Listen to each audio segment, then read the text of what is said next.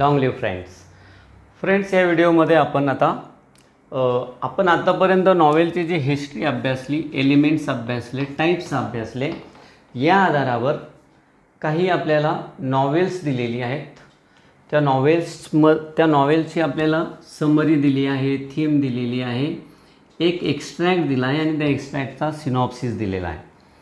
तर या सगळ्या आधारावर आपल्याला नॉवेलचा अभ्यास करायचा आहे. तर आपलं पहिलं नॉवेल आहे टू सर विथ लव. हे नॉवेल लिहिलेलं आहे E.R. ब्रेथवेट यांनी. ठीक आहे. अभ्यास करताना लक्षात घ्यायचं आहे की आपण जे एलिमेंट्स अभ्यासली नॉवेल्सची, त्या एलिमेंट्समध्ये आपल्याला ह्या नॉवेलला आणण्याचा प्रयत्न करायचा आहे, ते एलिमेंट्स पण समजून घेण्याचा प्रयत्न करायचा आहे. त्याचबरोबर आपल्याला टाईप्सचा पण अभ्यास करायचा आहे. ठीक आहे. तर आता आपण summary, theme, synopsis of extract आणि एक्स्ट्रॅक्ट या आधारावर to sir with love E.R. Braithwaite यांचं नॉवेल जे आहे त्याचा अभ्यास करणार आहोत.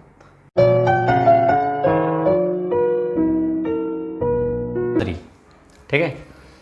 Summary of to sir with love written by E.R. Braithwaite. आपण आहे ना नॉवेलचे बरेच प्रकार अभ्यासले, पण आश्चर्य वाटण्यासारखी एक गोष्ट वाटली मला त्या ठिकाणी. नॉवेलचा एक खूप महत्त्वाचा प्रकार आहे, तो म्हणजे सोशल नॉवेल. तर सोशल नॉवेलचा उल्लेख त्या प्रकारांमध्ये केला नाही. आता पहिलाच उदाहरण जे आपल्याला दिलेलं आहे टू सर विथ लव, या नॉवेलचा किंवा या कादंबरीचा जर विचार केला तर सोशल नॉवेल या कॅटेगरीत अत्यंत फिट्टपणे बसणारी कादंबरी आहे. कारण ह्या कादंबरीत आपल्याला दोन विषय दिसतात. एक म्हणजे स्टुडंट टीचर रिलेशनशिप किंवा एज्युकेशन, आणि दुसरी गोष्ट कोणती दिसली, रेशियलिझम, म्हणजे कुठेतरी वर्णवाद वगैरे हा प्रकार आपल्याला या कादंबरीत बघायला मिळतो. मग हे जर दोघं उदाहरणं आपण बघितले, कोणते, एज्युकेशनल सिस्टीम आणि रेशियलिझम, तर नॅचरली कुठंतरी आपल्याला स्पष्ट कळतं की हा जो नॉवेलचा प्रकार आहे हा सोशल नॉवेलचा विषय. तरी पण मग आपण काय म्हणू शकतो, समजा जरी सोशल नॉवेल हा प्रकार नाही आहे, मग आपल्याला या ठिकाणी दोन गोष्टी दिसतात. एक तर आपल्याला हिस्ट्री दिसते आणि दुसरी म्हणजे आपल्याला त्यात रिॲलिस्टिक व्हॅल्यूज दिसत आहेत. या दोघांमध्ये कुठेतरी आपल्याला हे नॉवेल बसवावं लागेल आणि जास्त करून मग आपण हिस्टॉरिकल आणि रिॲलिस्टिक नॉवेल या प्रकाराकडे वळू शकतो. ठीक आहे. तर बघूया to sir with love E.R. Braithwaite यांची ही जी कादंबरी आहे, या कादंबरीची समरी म्हणजे थोडक्यात आपल्याला स्टोरी समजून घ्यायची आहे. स्टोरी ही याच्यासाठी आहे की त्या काळातली जी सामाजिक वास्तव, त्याचं या ठिकाणी प्रेझेंटेशन केलेलं आहे. कदाचित आज आपल्याला ते रेलेवंट वाटणार नाही, परंतु ज्या काळात ही कथा लिहिली गेली, ज्या काळात या कथेचं कथाकथन झालं, त्या काळात मात्र हे वास्तव भीषण होतं, त्रासदायक होतं, जीव घेणं होतं. त्यातून त्या काळातल्या लोकांच्या मनाची जडणघडण होत गेली आणि मग त्या जडणघडणीतून काय होतं की त्यांची ॲक्शन्स, त्यांचे थॉट्स यांना आकार प्राप्त होतो आणि त्या आकारातूनच मग काय जी कृती होते त्याचे परिणाम आपल्याला बघायला मिळतात. मग चला बघूया. सर्वात आधी मी हे जे 2 कलरमध्ये लिहिलेलं आहे ते पॅरेग्राफ वाईज केलेलं आहे. समरी आपल्याला 1, 2, 3, 4, 5, 6 आणि आहे तर एक छोटासा पॅरेग्राफ आहे. जवळजवळ 7 पॅरेग्राफमध्ये आपल्याला ही समरी आहे. थोडक्यात मी समजून सांगण्याचा प्रयत्न करतो. टू सर विथ लव ही जी कादंबरी आहे, यापूर्वीच मी तुम्हाला सांगितलेलं आहे नॉवेल म्हणजेच फिक्शन. तर हे जे फिक्शन आहे ते कशावर आधारलेलं आहे, लाईफ ऑफ द ऑथर. कोण आहे ऑथर? E.R. ब्रेथवेट. हे जे E.R. ब्रेथवेट आहेत यांच्या जीवनावर आधारलेली ही कथा, म्हणजे सत्यकथा आहे. काय असतात ते आहेत एक इंजिनियर. ऑइल रिफायनरी कंपनीमध्ये इंजिनियर म्हणून ते नोकरीला आहेत. त्यानंतर आपल्याला माहिती असेल की दुसरं महायुद्ध त्या ठिकाणी झालं. दुसऱ्या महायुद्धाचा कालखंड 1939 ते 45 या काळात घडलं आणि ही जी कथा घडलेली आहे ती साधारणतः 1940च्या आसपासची ही कथा आहे, कालखंड या कथेचा. तर रॉयल ब्रिटिश एअरफोर्स ही त्या काळातली असं म्हणूया आपण सर्वश्रेष्ठ एअरफोर्स. या सर्वश्रेष्ठ एअरफोर्समध्ये E.R. ब्रेथवेट नावाची व्यक्ती नोकरी करतात. साधी गोष्ट नाही आहे. आपल्या देशातील एक व्यक्ती स्वातंत्र्यपूर्व काळापासून रॉयल ब्रिटिश एअरफोर्समध्ये नोकरी करत होते आणि नंतर ते काय झालं, या एअरफोर्सचे करता धरता झाले. त्यांनी अनेक वर्ष 60 वर्षापेक्षा जास्त सेवा केली एअरफोर्सची आणि बाल्यावस्थेपासून अत्यंत मॅच्युअर अवस्थेपर्यंत आपल्या एअरफोर्सला त्यांनी काय केलेलं आहे, पोहोचवलेलं आहे. मी या ठिकाणी तुम्हाला एक होमवर्क देतो आहे. त्या व्यक्तीचं नाव मला सांगायचं आहे. तुम्ही काय, जो व्यक्ती स्वातंत्र्याच्या आधीपासून रॉयल ब्रिटिश एअरफोर्समध्ये नोकरीला होते, त्यानंतर भारत स्वातंत्र्य झाल्यानंतर पंडित जवाहरलाल नेहरूंनी सर्व सूत्र यांच्याकडे सोपवली आणि हळूहळू खूप छान पद्धतीने एअरफोर्स आपली त्यांनी डेव्हलप केली. अत्यंत बाल्यावस्थेतून एकदम जगातील स्ट्रॉंग एअरफोर्स आहे आपली, ज्यांचा मोठा हात आहे. ती व्यक्तीसुद्धा रॉयल ब्रिटिश एअरफोर्समध्ये नोकरीला होती. प्रश्न आहे की त्या व्यक्तीचं नाव काय? कमेंट बॉक्समध्ये तुम्ही मला त्या प्रश्नाचं उत्तर द्यायचं आहे. तर अशा या इतक्या महान, इतक्या मोठ्या ठिकाणी या E.R. ब्रेथवेट यांना नोकरी करायची संधी मिळाली. अर्थातच आपण समजू शकतो काय नोकरी केली असेल. मी ज्या व्यक्तीचं नाव सांगितलं त्याच्यासारखे ते पायलट नसावेत. ते इंजिनियर होते म्हणून टेक्निकल विभागात ते नोकरीला असतील. ठीक आहे. आता युद्ध संपलं. युद्ध संपल्यानंतर आता पुन्हा त्यांना नोकरी शोधायची होती, परंतु अनेबल टू फाइंड एम्प्लॉयमेंट, त्यांना नोकरी मिळाली नाही. भीषण सामाजिक वास्तव. त्यांच्या कातडीचा रंग काळा होता आणि ते ब्रिटनमध्ये राहतात आणि ब्रिटनमध्ये जे स्थानिक नागरिक आहेत त्यांच्या कातडीचा रंग कसा होता, गोरा. आणि गोरे लोक नेहमीच या काळ्या लोकांसोबत आपली तुलना करत, स्वतःला श्रेष्ठ समजत, यांना अत्यंत कनिष्ठ समजत, तुच्छ समजत आणि त्यामुळे एवढ्या उच्च विद्याविभूषित व्यक्तीला त्या ठिकाणी नोकरी मिळत नव्हती. ही दयनीय अवस्था. म्हणजे आपल्याला आपल्या देशातल्या काही अनिष्ट गोष्टी आपण ज्या बघतो त्या फक्त आपल्या देशातच होत्या अशांना असे नाही, तर इतर देशांमध्ये सुद्धा आपल्याला त्याचा अनुभव या ठिकाणी घ्यायला मिळतो आहे. आणि फक्त काळा रंग असल्यामुळे त्यांना नोकरी मिळत नव्हती. शेवटी त्यांनी एक शेवटचा पर्याय म्हणून काय केलेलं आहे, शिक्षकाची नोकरी मिळावी यासाठी ॲप्लाय केलं. याचा अर्थ असा नका समजू की कुठेच नोकरी मिळाली नाही की शिक्षकी पेशा स्वीकारायचा, असं नाही. ते एक अत्यंत नोबल प्रोफेशन आहे आणि ते त्यांनी त्यांच्याच कामगिरीतून ते सिद्धसुद्धा केलं. एवढ्यासाठी त्यांनी ॲप्लाय केलं की तो त्यांचं फील्ड नव्हतं, त्यांचं फील्ड टेक्निकल फील्ड होतं. पण कुठेच नोकरी मिळत नाही म्हणून त्यांनी पर्याय शोधला आणि आश्चर्यकारक गोष्ट घडली. त्यांना शिक्षक म्हणून नियुक्तीपत्र मिळालं. त्यांना तो जॉब मिळाला.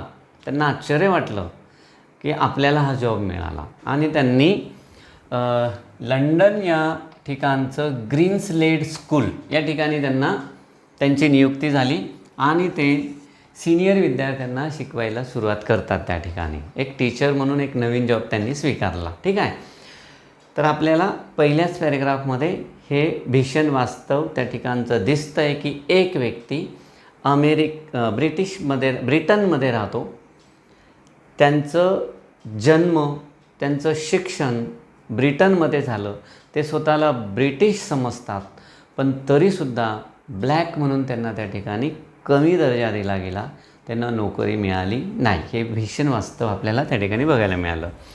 आता आपल्याला जेव्हा नॉवेल आपण वाचत जातो त्यावेळेस आपल्याला लक्षात घ्यायचं आहे कालखंड. कारण यापूर्वी आपण एलिमेंट्स ऑफ नॉवेलमध्ये अभ्यासलं आहे. काय? सेटिंगमध्ये काय असतो? कालखंड. आठवलं असेल तुम्हाला. सेटिंग या प्रकारात जसं ठिकाण महत्त्वाचं आहे तसं कालखंड महत्त्वाचा आहे. कालखंड जर लक्षात घेतला नाही तर आज त्याचं रिलेव्हन्स आपल्याला कळणार नाही.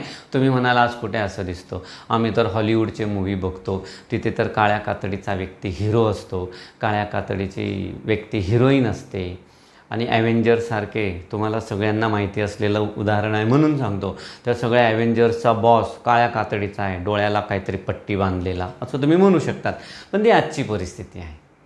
म्हणजे आजच्या दृष्टीने तुलना केली तर आपल्याला ते वास्तव खरं वाटणार नाही, पण 1940चा पिरियड, त्याच्या आधीचा पिरियड जर घेतला तर हे वास्तव होतं, मान्य करावं लागेल. म्हणून कालखंड लक्षात घ्यायचा आहे. आता तुम्हाला मी सांगितलं की गयाना त्यांचं ओरिजिन आहे, मात्र बॉर्न अँड ब्रॉटअप कुठे झाले? ब्रिटनमध्ये. म्हणजे जन्म झाला, वाढले, पालन पोषण संगोपन ब्रिटनमध्ये झालं. त्यामुळे तो स्वतःला काय समजायचे? ब्रिटिशर समजायचे. पण दुर्दैव त्यांचं असं की ब्रिटिशर्स मात्र त्यांना आपलं मानायचे नाही. He is not considered one of them. आता काय झालं या गोष्टीमुळे? जर तुम्हाला ॲक्सेप्टन्स मिळत नसेल एक मनुष्य म्हणून, तर मनात एक कडवटपणा निर्माण होतो. आता हा कडवटपणा त्यांच्या मनात निर्माण झाला कोणाबद्दल? इंग्लिश लोकांबद्दल आणि कोलोनियलिझमबद्दल. कोलोनियलिझम आपल्याला माहिती आहे, आपणही त्याचे शिकार आहोत. वसाहतवाद, आपल्या देशातही इंग्रजांनी वसाहत स्थापन केलेल्या आहेत. ठीक आहे. तर या कोलोनियलिझमबद्दल आणि इंग्लिश लोकांबद्दल त्यांच्या मनात कडवटपणा निर्माण झाला, कारण एक ब्रिटिशर म्हणून, एक माणूस म्हणून त्यांना तिथे ॲक्सेप्टन्स मिळत नव्हतं, त्यांना तिथे स्वीकारलं जात नव्हतं. ठीक आहे. आता शिक्षक म्हणून त्यांची नवीन इनिंग सुरू झाली. आता बाहेरून बघणं किती सोपं असतं शिक्षकाचं जीवन, आणि प्रत्यक्ष प्रवेश केल्यानंतर काय घडतं ते त्यांना अनुभवायला मिळालं. स्टार्ट आउट रफली, अत्यंत ओबडधोबडपणे त्यांची शिक्षक म्हणून कारकीर्द सुरू झाली. कारण वर्गात आपण, ज्या पालकांना माहिती आहे घरात मुलांना कसं सांभाळायचं असतं, त्यांना ते कळतं की अवघड काम असेल, हे त्यांना जाणवायला लागलं. अत्यंत ओबडधोबड त्यांची सुरुवात झाली. सोपं नसतं ते. विद्यार्थ्यांची मानसिकता, त्यांचं बॅकग्राऊंड शिक्षकाला माहिती करून घ्यावं लागतं. कारण एखादा विद्यार्थी कशा पद्धतीने वागतो, असाच का वागतो आहे, तर त्याच्यामागे काहीतरी त्याचं बॅकग्राऊंड असतं, त्याचं सोशल क्लास असतो, ज्या वातावरणात तो राहतो, ज्या वातावरणात तो जगतो, त्याच्यावर परिणाम घडलेला असतो. आपल्याकडे अत्यंत ग्रामीण भागातले विद्यार्थी असतात, सकाळी 5 वाजता उठतात, तयारी करतात, काय जी गाडी भेटेल, रिक्षा, टॅक्सी, बस, त्याच्याने प्रवास करून कॉलेजेसच्या ठिकाणी येतात. आता अशा वेळेस त्यांच्या कोणत्या अवस्थेत ते शिक्षण घेत असतील हे जर शिक्षकांनी समजून घेतलं नाही, तर त्या विद्यार्थ्यांच्या मानसिकतेचा ठाव शिक्षकांना लागणार नाही. तो प्रकार इथे सुद्धा आहे. म्हणून सुरुवातीला त्यांना ते समजलं नसल्यामुळे त्यांचं जे स्टार्ट आउट होतं शिक्षक म्हणून सुरुवात अत्यंत रफली झाली. एम्बॅरेस्ड टाईम अँड अगेन, पुन्हा पुन्हा वारंवार ते पेचात पडायचे, हैराण व्हायचे, बेचैन होऊन जायचे. का बरं? त्यांचं जे स्टुडंट्स टीचर्स जे रिलेशन होतं ना, ते व्यवस्थित स्थापित होत नव्हतं. मुलांच्याबद्दलचा त्यांचा व्यू, असं वर्गात जायचं, शिकवायला स्टार्ट करायचं, मुलं ऐकत बसतील असं नसतं कधी. क्लास कंट्रोल महत्त्वाचं असतं, मुलांची मानसिकता महत्त्वाची असते, तिला कंट्रोल करणं महत्त्वाचं असतं. तिथे कुठेतरी ते कमी पडले. त्यांना काय हाच व्यू, त्याला पुस्तक घेऊ, पाटी घेऊ, पेन घेऊ आणि शिकवायला सुरुवात करू, मस्त छान छान. नाही, विद्यार्थ्यांची मानसिकता लक्षात घेऊन शिकवावं लागतं. आणि इथे फरक पडत गेला आणि तो जो विद्यार्थी आणि शिक्षक दोघांचा एकमेकांबद्दलचा व्ह्यू फार बिघडून गेला. हॅरॅसमेंट सुरू झाली त्यांची, कोणाची? शिक्षकांची. आपण अनेक चित्रपटांमधून हे बघितलेलं असेल की शिक्षकाला मुलं कसे त्रास देतात, अगदी तोच प्रकार सुरू झाला. त्यामुळे हा जो व्ह्यू होता विद्यार्थ्यांप्रती तो नकारात्मक बनला. कोणाचा? शिक्षकाचा. शिक्षकाला काय वाटलं, ही मुलं डिसरिस्पेक्टफुल आहेत, इल मॅनर्ड आहेत, त्यांना मॅनर्स नाहीत, ते आदरणीय नाहीत, अशा प्रकारची मानसिकता विद्यार्थ्यांबद्दल यांची तयार झाली. मग विद्यार्थी असे वागत असतील तर नॅचरली यांची रिॲक्शन कशी असेल? जो व्यक्ती शिक्षक नाही ते चिडतील, ओरडतील. आरडाओरडच फक्त शिक्षकाचा ऐकायला मिळेल. याच्यातून मुलांवर कंट्रोल स्थापित होऊ शकत नाही. या आरडाओरडमुळे विद्यार्थ्यांच्या मनात काय भावना निर्माण झाली शिक्षकांबद्दल? ॲरोगंट. हा व्यक्ती अत्यंत ॲरोगंट आहे, यांना कळत नाही की आम्ही कोणत्या बॅकग्राऊंडमधून येतो, आमचं बॅकग्राऊंड समजून न घेता हा व्यक्ती आम्हाला काय करतो आहे, कंट्रोल करण्याचा प्रयत्न करतो आहे. तर अशा प्रकारे एकमेकांबद्दलचा जो व्ह्यू होता तो पूर्णतः बिघडला. त्यांची जी हॅरॅसमेंट होती ती गर्ल्स आणि बॉईज दोघांकडनं होत होती. जनरली असं वाटतं काही जणांना की फक्त मुलंच हॅरॅस करत असतात. आता मग यांना ते बघून आश्चर्य वाटलं, आपल्याला मुली हॅरॅस करतात. ते मुलींना व्हर्बली स्कोल्डेड म्हणजे बोलून ते त्यांना रागवायला लागले. काय? अनलेडी लाईक्स आणि अनरुली. म्हणजे मुली काय आहेत? म्हणजे बेताल आहेत. मुली कशा आहेत? अनलेडी लाईक म्हणजे मुलींसारखं वागत. मुलींसारखं वागणं म्हणजे काय? शिक्षकांना चिडवत नसाव्यात. नवा होता ना बिचारा, त्याला माहीत नव्हतं की मुलीसुद्धा शिक्षकांना त्रास देतात. नवा असल्यामुळे त्याला माहीत नव्हतं, म्हणून तो म्हटला की अनलेडी लाईक म्हणजे मुलींसारखं या वागत नाहीत. मुली मुलींसारख्याच वागत होत्या. Understanding and realisation. आता हा जो प्रकार सुरू होता त्यांच्या लक्षात येत नव्हतं की काय करावं, परंतु शेवटी तेही व्यक्ती टेक्निकल होती. एक व्यवस्थित विचार करून काहीतरी प्लॅनिंग करता येणार एवढा तो हुशार तो नक्कीच होता. वेल एज्युकेटेड होता. शांत झाले, त्यांनी समजून घेण्याचा प्रयत्न केला आणि रिअलायझेशन झालं. त्यांना अंडरस्टँडिंग झाली. कसली? की मी जे चिडचिड करतोय त्या चिडचिड करण्याने मी यांना कंट्रोल करू शकत नाही. यांचा जो रिस्पेक्ट आहे तो मिळवू शकत नाही.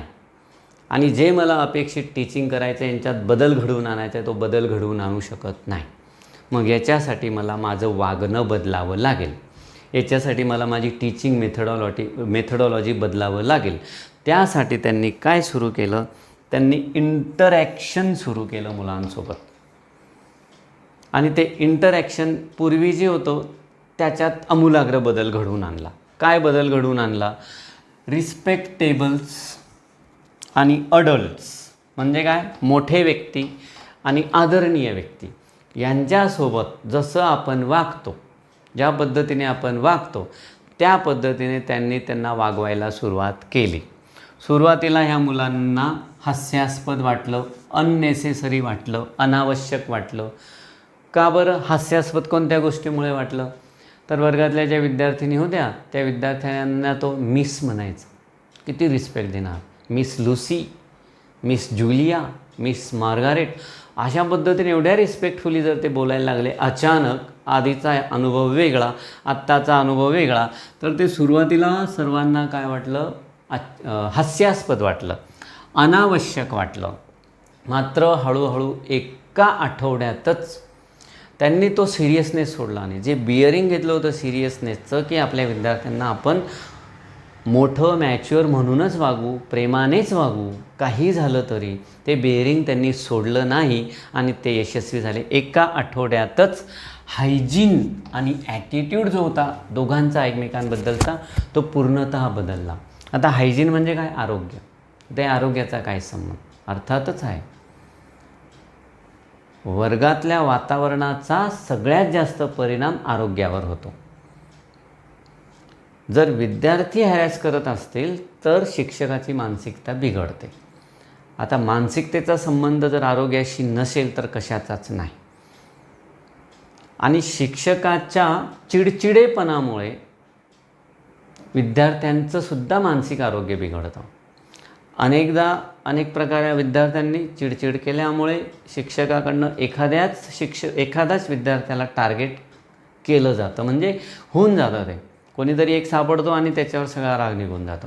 त्याच्यातून त्या विद्यार्थ्याची मानसिकता बिघडते आणि या मानसिकतेचा आरोग्यावर खूप मोठा परिणाम होत असतो निश्चितच. तर ते जे हायजीन आहे ते सुधारलं, ते आरोग्य सुधारलं जबरदस्त. एकमेकांबद्दलचा जो दृष्टिकोन होता तो पूर्ण बदलला आणि या व्यक्तीला अत्यंत सक्सेसफुली, अत्यंत प्रेमाने विद्यार्थ्यांना हँडल करता आलं. शेवटी ते शिक्षक म्हणून प्रस्थापित झाले. ठीक आहे. आता कोणत्या कोणत्या गोष्टी त्यांनी ॲज अ टीचर म्हणून बदलल्या, कोणत्या कोणत्या गोष्टी त्यांना शक्य होत्या, तर त्यांनी त्यांचं क्लास कल्चर बदललं. जी काही संस्कृती असते जनरली क्लास कल्चर काय? वर्गात जायचं, मुलं बसलेले असतील, आपण शिकवायचं. एक तर शिक्षकाला आहे ना इमॅजिनरी तरी वेगळा अनुभव विद्यार्थ्यांना देता आला पाहिजे आणि बाहेर नेणं शक्य नसेल तर, आणि बाहेर नेणं शक्य असेल तर कधीतरी कुठेतरी छोट्या मोठ्या ट्रिप्स काढता आल्या पाहिजे. तर क्लास कल्चर बदलवता आलं म्हणजे काय? विद्यार्थ्यांना जास्तीत जास्त एक्सपोजर देण्याचा प्रयत्न त्यांनी केला. ट्रिप्स, एज्युकेशनल ट्रिप्स त्यांनी सुरू केल्या. शैक्षणिक सहली. शैक्षणिक सहलीला दुसरं नाव काय असतं? एक्सकर्शन्स. शैक्षणिक सहल म्हणजे म्युझियम असेल, थिएटर असेल, किल्ले असतील, विशिष्ट महत्त्व प्राप्त झालेलं असलेलं एखादं जॉग्राफिकल ठिकाण असेल, किल्ल्यासारखं ऐतिहासिक ठिकाण असेल, लोणारसारखं जे स्थळ असतं ते जॉग्राफिकल ठिकाण आहे, अशा ठिकाणी सहली काढणं याला काय म्हणतात? एक्सकर्शन म्हणतात. तर E.R. ब्रेथवेट यांनी अशा सहली काढायला सुरुवात केल्या. ठीक आहे. आता सहल काढल्यावर त्यांना काय झालं? प्रथमतः एका लेडी टीचर मदत करायला लागली. त्या लेडी टीचरचं नाव होतं गिलियन ब्लँचार्ड. सोबत जायची, कारण मुलं मुली असतात. आता या गिलियन ब्लँचार्ड सोबत सतत राहिल्यामुळे त्यांची मैत्री झाली. मैत्री ही मैत्रीच्याच लेवलला आहे, जास्त काही नाही. परंतु याला महत्त्व का आहे? सोपं नसतं. ही जी गिलियन ब्लँचार्ड नावाची जी व्यक्ती आहे, हिच्या कातडीचा रंग गोरा आहे आणि आपला जो E.R. ब्रेथवेट आहे याच्या कातडीचा रंग काळा आहे. एका काळ्या कातडीच्या रंगाच्या व्यक्तीसोबत गोऱ्या रंगाच्या कातडीच्या व्यक्तीची मैत्री होणं हीच क्रांती होती त्या काळात. आपल्यालाही अनुभव आला असेल. पूर्वी मी सुद्धा अनुभवलेले आहे. माझ्या घरात आजूबाजूला एखाद्या वेगळ्या जातीतील व्यक्ती असं वगैरे थोडंसं लांब राहण्याचा प्रयत्न वगैरे लहानपणी मी अनुभवलेलं आहे. होतं, आपल्याकडेही असं होतं. तो प्रकार तिथेही होता. मग अशा परिस्थितीत जर व्यक्ती अशी मैत्री होत असेल काही जणांमध्ये, दोन कंप्लीट वेगळ्या क्लासेसमध्ये, तर छोटी गोष्ट नव्हती. तीच झाली. त्यासोबत हे जे रिलेशनशिप होतं टीचर आणि स्टुडंटचं, पुन्हा पुन्हा टेस्ट द्यावी लागली. कोणाला? आपल्या लेखकाला, आपल्या शिक्षकाला. पुन्हा पुन्हा timely it was tested again and again. का असं टेस्ट का द्यावी लागली? कारण हे जे स्टुडंट्स होते पुन्हा पुन्हा शिक्षकाला हर्ट करत होते. जरी या ठिकाणी ॲटिट्यूड बदललेला होता, पण यांची सामाजिक परिस्थिती थोडी बदललेली होती. ज्या मधून येतात ते बॅकग्राऊंड थोडी बदललेलं होतं. त्याचा त्यांच्या मनावर होणारा परिणाम थोडी एकदम जाणार होता. तिकडे काही गडबड झाली त्यांच्या बॅकग्राऊंडमध्ये, सामाजिक स्थितीमध्ये, त्यांच्या राहणीमानामध्ये तिकडे काही त्रास झाला तर कुठेतरी त्याचं एक्सप्रेशन कुठेतरी निघणारच होतं. ते इथे निघायचं. त्यामुळे या व्यक्तीला पुन्हा पुन्हा हर्ट व्हावं लागायचं. पण ह्या व्यक्तीने सुद्धा माफ करायला शिकून घेतलं होतं. कारण कुठेतरी अंडरस्टँडिंग आली होती. विद्यार्थ्यांना जोपर्यंत आपण माफ करत नाही तोपर्यंत त्यांचा रिस्पेक्ट आपल्याला मिळत नाही. हे अनेक शिक्षकांना अनुभवातून उमगलेलं असतं. तर या ठिकाणी त्यांनी कितीही विद्यार्थ्यांनी हर्ट केलं तरी ते माफ करायला सुरुवात करतात. कारण ते आउटसाइडर आहेत. ही फॅक्ट आहे की ते गयानाचे आहेत. पण ही पण फॅक्ट आहेत की ते ब्रिटनमध्ये वाढलेले आहेत. म्हणून ते स्वतःला ब्रिटिशर समजतात. पण ते स्वतःला ब्रिटिशर जरी समजत असतील तरी ब्रिटिशर्स त्यांना आउटसाइडरच समजायचे. तर हे स्टुडंट्स त्यांना आउटसाइडर म्हणायचे आणि अशा पद्धतीने हर्ट करायचे आणि हे शिक्षक त्यांना माफ करत गेले. त्यामुळे काय झालं की या स्टुडंट्सने पण या शिक्षकांना सरप्राईज केलं. त्यांची मॅच्युरिटी, हळूहळू परिपक्वता दिसायला लागली असते. विद्यार्थी फार परिपक्व असतात, पण त्यांना योग्य संधी दिल्याशिवाय त्यांची परिपक्वता आपल्याला जाणवत नाही. तर इथे त्यांना ती जाणवायला लागली कारण शिक्षक संधी द्यायला लागला. एम्पॅथी म्हणजे जसं विद्यार्थ्यांची अपेक्षा आहे ना की शिक्षकांनी समजून घ्यायचं आहे आपल्याला, अंडरस्टँडिंग, ते जर व्हायला सुरुवात झाली तर विद्यार्थीसुद्धा इतका मॅच्युअर असतो की तोसुद्धा आपल्या कल्पनेने समजून घेतो, अंडरस्टँड करून घेतो शिक्षकांची परिस्थिती. ती समजून घेण्याची परिस्थिती म्हणजे एम्पॅथी. ज्यावेळेस विद्यार्थी अशी एम्पॅथी दाखवायची त्यांना आश्चर्य वाटायचं. मग विद्यार्थ्यांनाही ठीक आहे, प्रत्येक व्यक्तीला कुठलं तरी वेगळं नॉलेज असू शकतं. अगदी शिकवलं ते सगळ्यांना आलं पाहिजे असंही काही बंधन नसतं. तर प्रत्येकाला वेगवेगळं नॉलेज असतं. ते नॉलेज जेव्हा ते इंटरॅक्शन वाढतं तेव्हा ते जाणवतं आणि तेव्हा ते नॉलेज बघून काय होत गेले, आपले शिक्षक सरप्राईज्ड होत गेले. तर हा आत्तापर्यंतचा हा जो भाग होता हा शिक्षक, विद्यार्थी आणि त्यांची पर्सनल लाईफ याच्याबद्दल. आता जो दुसरा भाग आहे ज्याच्यावर बराच त्यांनी फोकस दिलेला आहे तो म्हणजे सामाजिक परिस्थिती. आपण त्याला या ठिकाणी अनदर फेसेट म्हणूया. काय केलेले लेखकाने खूप जास्त मोठ्या प्रमाणात कोलोनियलिझमचा हिस्ट्री दिलेला आहे, म्हणजे वसाहतीकरण. आपण सुद्धा त्याचे शिकार आहोत. आपल्यालाही माहिती आहे त्याचे जे परिणाम आहेत अत्यंत डार्क आहेत, अत्यंत डार्क परिणाम. अजूनसुद्धा आपल्याला त्या गोष्टींचा कोणत्या तरी दृष्टीने आपण त्याला सामोरे जात असतो, त्याचा त्रास भोगत असतो. तर हे कॉन्सिक्वेन्सेस त्यांनाही खूप भोगावे लागले. त्यानंतर मानसिक आणि शारीरिक जो ट्रॉमा असतो त्या ट्रॉमातून त्या काळात सगळेच लोक जात होते आणि त्यातल्या त्यात काहींना अधिक मोठा प्रॉब्लेम असतो, अधिक मोठ्या अडचणी असतात. काही लोकांना फक्त वसाहतीपासून म्हणजे वसाहतीकरण करणारे ते इंग्रज होते त्यांच्यापासून स्वातंत्र्य हवं असतं. काही लोकांना त्यांच्यापासूनही स्वातंत्र्य हवं असतं आणि त्यांच्याबद्दल जे स्थानिक लोक भेदभाव करतात त्यांच्यापासूनही स्वातंत्र्य हवं असतं. आणि ते जर मिळत नसेल तर काय कशाची वाढ होते? हेट्रेड आणि रॅथ, तिरस्कार आणि राग, संताप या ब्रिटिशांबद्दल खूप त्यांच्या मनात निर्माण झालेला आहे. ठीक आहे. प्रिज्युडायशियल इफेक्ट्स ऑफ कोलोनियलिझम, पूर्वग्रह. पूर्वग्रह, प्रिज्युडाइस म्हणजे काय? पूर्वग्रह. कोलोनियलिझमच्या इफेक्टचा पूर्वग्रह. या ठिकाणी आपल्याला काय समजून घ्यायचं आहे की मोठ्या प्रमाणात भेदभाव व्हायचाच ना. त्या ठिकाणी आपल्या देशात आपण बघितलेला आहे एकच गुन्हा केलेला असेल भारतीयाने आणि ब्रिटिश व्यक्तीने तोच गुन्हा केलेला आहे, त्याच गुन्ह्याला वेगवेगळ्या शिक्षा असायच्या. आता यामुळे कुठंतरी आपलं जे मानसिकता आहे ब्रिटिशांबद्दल बदलतच गेली आणि ती बदलणारच होती. अनेक ठिकाणी आपल्याला त्रास झालेला आहे. महात्मा गांधींना फक्त काळ्या रंगाचे असल्यामुळे काय केलं? रेल्वेमधून फेकून दिलं, सामानासकट बाहेर फेकून दिलं.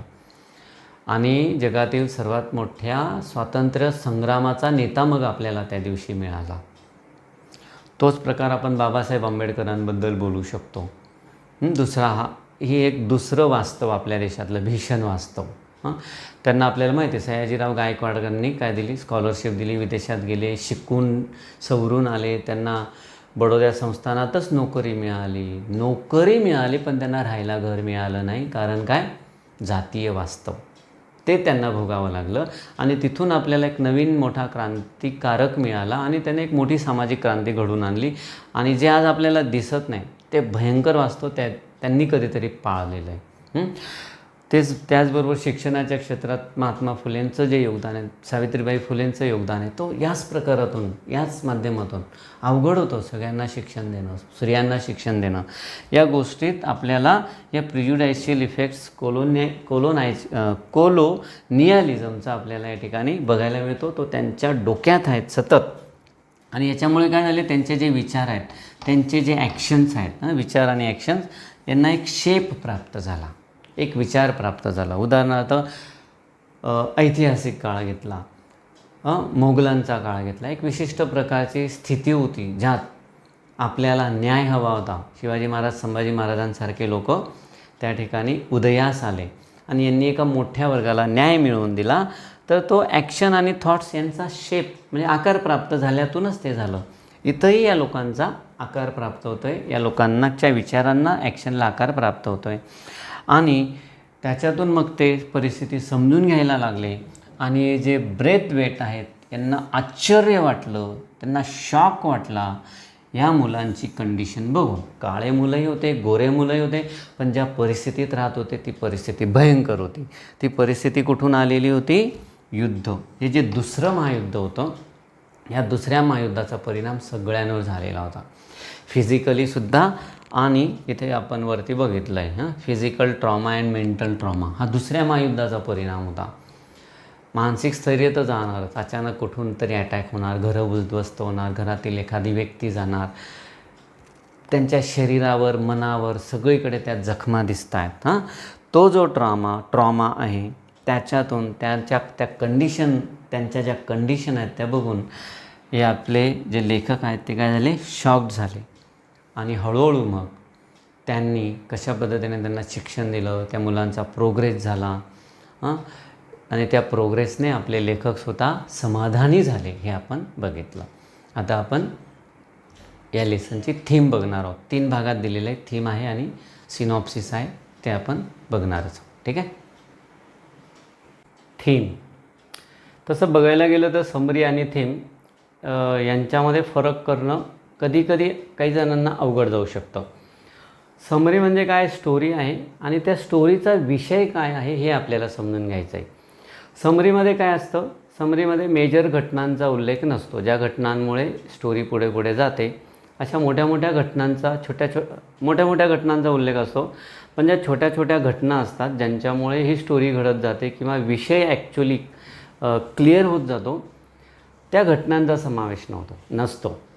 मग या समरीमधून आपल्याला काय करायचं आहे की विषय बाहेर काढायचे आणि त्या विषयाच्या अनुषंगाने घडलेल्या छोट्या घटनांचा उल्लेख करायचा आहे. तो आपण आता करणार आहोत. ठीक आहे.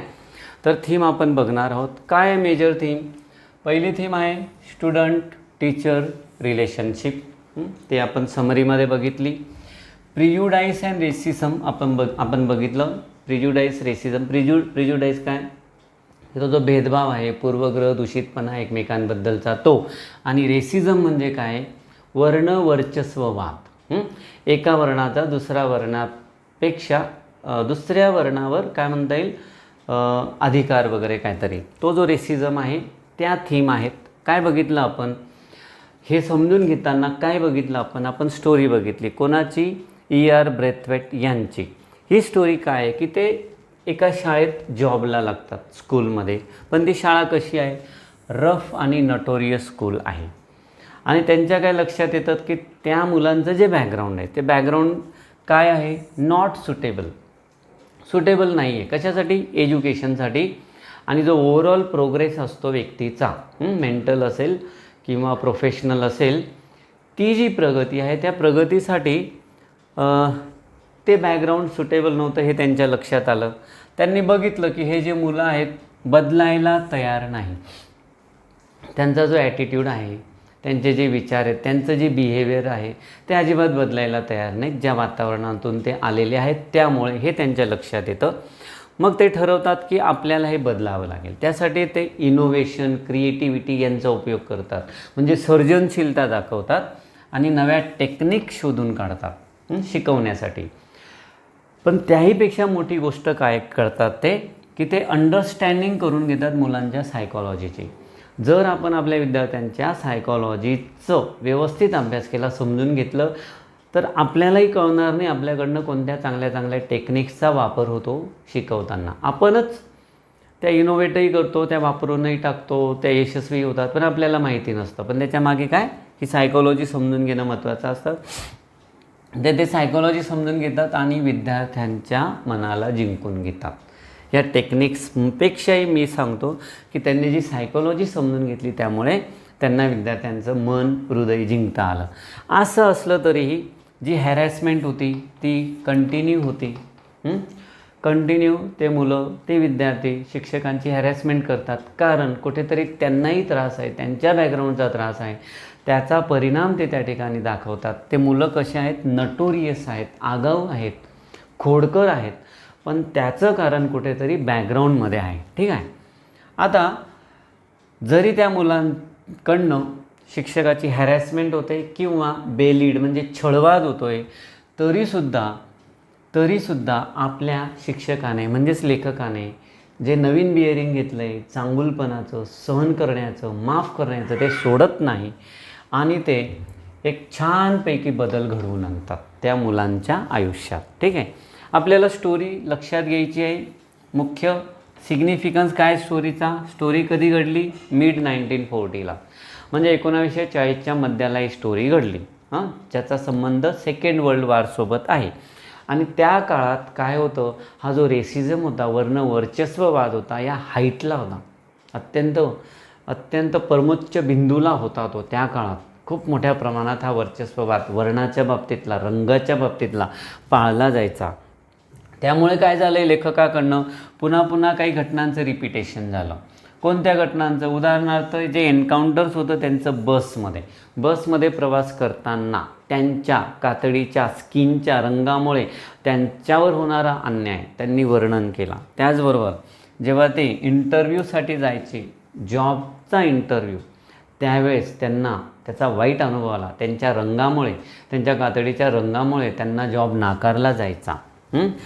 आणि ज्यावेळेस ते ग्रीन स्लेड नावाच्या स्कूलमध्ये आले त्यावेळेससुद्धा काय झालं, त्यांना तिथे दोन प्रकारचे शिक्षक होते, विद्यार्थी होते. तिथेही त्यांना त्या वर्ण वर्चस्ववादाचा सामना करावा लागला, त्याचा वाईट अनुभव घ्यावा लागला. ज्यावेळेस ते रेस्टॉरंटमध्ये जात आपल्या गर्लफ्रेंडसोबत, तिथेसुद्धा ते काळ्या रंगाचे असल्यामुळे त्यांच्यावर भेदभाव केला जाई. आणि ज्यावेळेस ते घर शोधायला जात त्यावेळेससुद्धा त्यांच्यावर हा अन्याय होतो. तर या ज्या छोट्या छोट्या घटना आहेत, या घटनेतून आपल्याला ही थीम समोर येते. कोणती? प्रिज्युडाईस आणि रेसिझम. त्याचबरोबर शाळेत असताना स्टुडंट आणि टीचर्स यांचं जे रिलेशन आहे त्या गोष्टी आपल्याला समजून घेता आल्या. ठीक आहे. आता त्यांना ज्यावेळेस सुरुवातीला अनुभव आला, अनएक्सपेक्टेड होता तो सुरुवातीला आलेला अनुभव, त्यामुळे तो त्यांना अचानक जाणवला, लक्षात आला काय हे जे प्रिज्युडायसेस आहेत, काय भेदभाव वगैरे आहेत, याचा त्यांना विचित्र पद्धतीने अनुभव आला. अचानक तो अनुभव आला, त्याच्याने एक प्रकारे त्यांना शॉक झाले. ते का बरं? कारण ते ब्रिटिश गयानामध्ये ब्रॉटअप, म्हणजे त्यांचं पालनपोषण संगोपन झालेलं होतं. ते स्वतःला ब्रिटिश सिटिजन समजायचे. ते स्वतःला काय नाही समजायचे, ते स्वतःला ब्लॅक ब्रिटिश सिटिजन नाही समजायचे. ब्रिटिश या शब्दाच्या पुढे ब्लॅक आला की वर्ण वर्चस्ववाद सुरू झाला, भेदभाव सुरू झाला. तो भेद त्यांना नको होता. त्यांना स्वतःला ब्रिटिश नागरिक म्हणून घ्यायचं होतं, ब्लॅक ब्रिटिश नागरिक म्हणून घ्यायचं नव्हतं, ते गयानात वाढलेल्यामुळे. आणि ज्यावेळेस त्यांनी RAF म्हणजे रॉयल ब्रिटिश एअरफोर्समध्ये नोकरी केली त्यावेळेस त्यांना खूप रिस्पेक्ट मिळाला. सगळे त्यांच्याकडे अत्यंत रिस्पेक्टफुली बघायचे, कारण तुम्हाला मी सांगितलं ते ठिकाण मोठं होतं. परंतु ज्या क्षणाला त्यांनी तो जॉब सोडला त्यानंतर अचानक लोक त्यांना काय म्हणायला लागले? आउटसायडर. हे आउटसायडर म्हणजे त्यांना बाहेरचे म्हणायला लागले. म्हणून in the beginning he was struck by unexpected prejudices. आणि त्यांना तो आघात वाटला, तो त्यांना सहन होण्यापलीकडे होता. मग त्यांचा तो एक्सटेन्सिव्ह एक्सपिरियन्स होता, त्याचं त्यांनी सातत्याने वर्णन केलं. त्यांच्या काय लक्षात आलं की त्यांच्या एज्युकेशनचा, ते वेल एज्युकेटेड होते, इंजिनियर होते, आपण बघितलं, पण नोकरी मिळवण्यासाठी त्या एज्युकेशनचा त्यांना काहीच उपयोग नव्हता होत, हे त्यांच्या लक्षात आलं. नोकरी मिळवण्यासाठी कातडीचा रंग महत्त्वाचा, हे त्यांच्या लक्षात आलं. राईट. मग जेव्हा ते जॉब इंटरव्ह्यू वगैरे देऊन यायचे, नंतर त्यांना कळवलं जायचं. काय कळवलं जायचं? की जागा भरली गेली. किंवा दुसरी काय माहिती मिळायची? Over qualified. तुम्ही या पदासाठी ओव्हर क्वालिफाईड आहात, म्हणजे तुमची जी काय म्हणतात शिक्षण ते जास्त आहे नोकरीसाठी, त्यामुळे हा जॉब आम्ही तुम्हाला देऊ शकत नाही. मुख्य कारण काय राहायचं? कलर. म्हणजे मुख्य जो कारण आहे तो रेसिझमच होता, हा त्यांच्या लक्षात आला. हा त्यांचा जो एक्सटेन्सिव्ह एक्सपिरियन्स होता, त्याच्यामुळे काय झालं तर त्यांचा जो सेन्स ऑफ बेट्रायल होता, सेन्स ऑफ बेट्रायल कोणाप्रती? ब्रिटिशांप्रती. म्हणजे ब्रिटिशांप्रती त्यांचा जो विश्वास होता तो खालावत गेला, विश्वास नाही राहिला. आणि ही जी त्यांची भावना होती ही वाढत गेली ब्रिटिशांच्या विरोधातली. परंतु एवढा जरी त्यांचा वाईट अनुभव होता तरीसुद्धा त्यांनी कधी फिजिकली आपला एक्सपिरियन्स एक्सप्रेस केला नाही, उगाच कोणावर हात उचलला नाही. त्यांनी प्रयत्न केला की स्वतःला ते व्हर्बली म्हणजे बोलूनच एक्सप्रेस करत होते, आपला राग बोलण्याच्या माध्यमातूनच एक्सप्रेस करत होते. नेहमीच आपल्याला जाणवलं की ते काय होते? पेशंट आणि एन्ड्युरन्स. म्हणजे काय? त्यांनी संयम सोडला नाही, खूप सहन केलं, सगळं सहन केलं, सहन करत राहिले. मनात मात्र राग होता. त्यांनी ते डिस्क्राईब पण केलं आहे, मनातला राग, हा जो रेज होता, राग होता.